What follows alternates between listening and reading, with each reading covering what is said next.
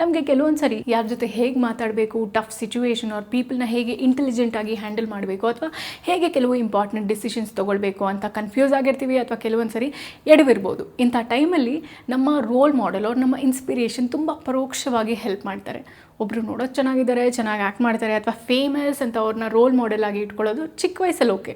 But ನಮಗೊಂದು maturity ಅಂತ ಬಂದಮೇಲೆ ಒಂದು ವ್ಯಕ್ತಿಯ ಸ್ಟ್ರಾಂಗ್ ಪರ್ಸ್ನಾಲಿಟಿ, ಬಿಹೇವಿಯರ್ ಅಥವಾ ಅವರ ಆಪ್ಟಿಮಿಸ್ಟಿಕ್ ಲೈಫ್ ಸ್ಟೈಲ್ ಇದೆಲ್ಲವೂ ನಮಗೆ ಇನ್ಸ್ಪೈರ್ ಮಾಡುತ್ತೆ.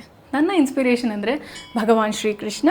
ಮಹಾಭಾರತ ಸೀರೀಸ್ನ ಮಲ್ಟಿಪಲ್ ಟೈಮ್ಸ್ ನೋಡಿದ ಮೇಲೆ, ಪುರಾಣದ ಕಥೆಗಳನ್ನ ಕೇಳಿದಾಗ ಶ್ರೀಕೃಷ್ಣನ ಪರ್ಸ್ನಾಲಿಟಿ ಏನು ಅಂತ ನಮ್ಗೆ ಅರ್ಥ ಆಗುತ್ತೆ. ಅವರು ಯೋಚನೆ ಮಾಡ್ತಾ ಇದ್ದಂತಹ ರೀತಿ ಹೇಗೆ, ಅವ್ರು ಹೇಗೆ ಬದುಕ್ತಾ ಇದ್ರು ಅಥವಾ ಟಾಕ್ಸಿಕ್ ಜನರನ್ನ ಹೇಗೆ ಇಂಟೆಲಿಜೆಂಟಾಗಿ ಹ್ಯಾಂಡಲ್ ಮಾಡ್ತಾಯಿದ್ರು, ಆ್ಯಂಡ್ ಮೋಸ್ಟ್ ಇಂಪಾರ್ಟೆಂಟ್ಲಿ ಹೇಗೆ ಯಾವಾಗಲೂ ಖುಷಿಯಾಗಿ ಲೈವ್ಲಿಯಾಗಿ ಅವ್ರ ಲೈಫ್ನ ಲೀಡ್ ಮಾಡ್ತಾಯಿದ್ರು. ಈ ಕ್ವಾಲಿಟೀಸ್ ನನ್ನ ತುಂಬ ಇನ್ಸ್ಪೈರ್ ಮಾಡುತ್ತೆ. ಸೊ ನನಗೆ ಕೆಲವೊಂದು ಟಫ್ ಸಿಚುವೇಶನ್ಸ್ ಬಂದಾಗ ಏನು ಮಾಡಬೇಕು ಅಂತ ಗೊತ್ತಾಗಿಲ್ಲ ಅಂತ ಅಂದಾಗ ನನ್ನ ಜಾಗದಲ್ಲಿ ನನ್ನ ರೋಲ್ ಮಾಡೆಲ್ ಇದ್ದಿದ್ರೆ ಏನು ಮಾಡ್ತಿದ್ರು ಅಂತ ಯೋಚನೆ ಮಾಡಿದಾಗ ಕನ್ಫ್ಯೂಷನ್ಸ್ ಎಲ್ಲ ಕ್ಲಿಯರ್ ಆಗಿ ಒಂದು ಕ್ಲಾರಿಟಿ ಸಿಗುತ್ತೆ, ಒಂದು ಸರಿಯಾದ ದಾರಿಯಲ್ಲಿ ಹೋಗೋದಕ್ಕೆ ಹೆಲ್ಪ್ ಆಗುತ್ತೆ ಅನ್ನೋದು ನನ್ನ ಅಭಿಪ್ರಾಯ.